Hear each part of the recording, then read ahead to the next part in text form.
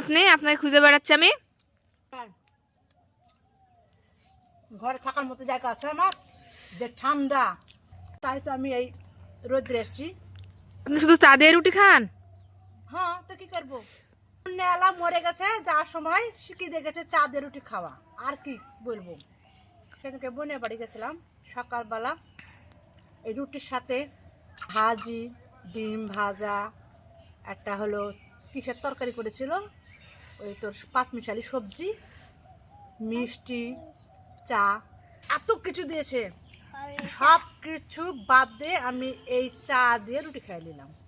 সব কিছু থেকে, সব ভালো ভালো খাওয়া থেকে বঞ্চিত হলাম। খাইরে কপাল, খালি চা দিয়ে রুটি খাওয়া শিখে গেছে।